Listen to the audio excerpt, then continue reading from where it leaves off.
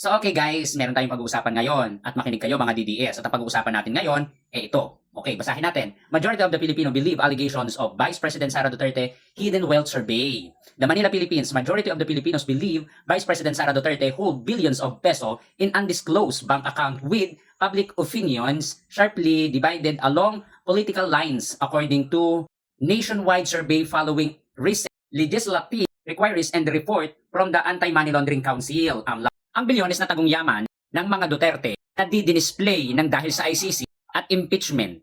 Yan ang punto. Yan ang pattern. Yan ang kategorya. Habang paulit-ulit na nagpapanggap na inaapi kuno si Sara Duterte at pinagkakaisahan, lumalabas naman ang malaking sikreto na hindi alam ng taong bayan na ngayon ay nahahalungkat na. Sabihin na nating lumalabas ang kanilang sikreto na political empire. Ang mga bilyong-bilyong yaman na hindi tugma sa kanilang salin. Imaginein mo, mas malaki pa yung kanilang expenses at gastos kesa sa kanilang isinumite na salin. Di ba nakakapagtaka kayo? At habang lumalalim naman ang impeachment at ICC proceeding, mas nagiging malinaw para sa lahat.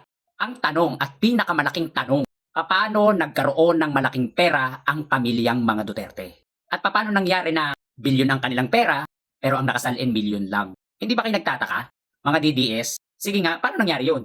Bigyan ko kayo ng halimbawa. Ang yaman mo ay milyon lang, tapos nakakabili ka ng mga bagay na bilyon ang presyo. Saan mo kinukuha ang pera? Sagot. O hindi ka makakasagot. May pinanggagalingan niyo. Ang tanong, saan ang gagaling? Imagine mo malayong-malayo sa lifestyle nila. Mga bank transaction at mga political spendings. Ang BPI account.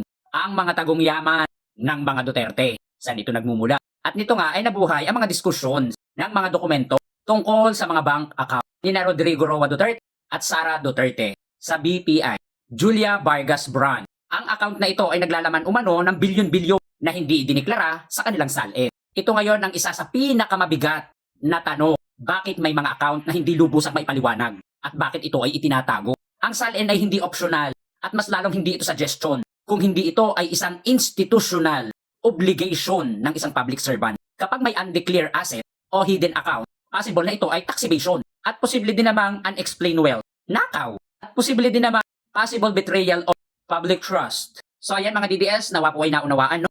Ang tanong dito, bakit magkasulungat ang i-declare na salin sa kanilang bilyon-bilyon na laman ng kanilang account? Kung walang mali, walang tinatago, dapat idineklara. Tama yung sinasabi ni, kaya nga mali yung sinasabi ng mga DDS na ang sinungaling ay kapatid ng magnanakaw. Kaya tama yung sinasabi ni Boss Dada na ang magnanakaw ay kapatid ng sinungaling. Hindi po talaga, mag-ama po talaga sila. Si Rodrigo Roa Duterte at si Sara, mag-ama yun. So yun, God bless.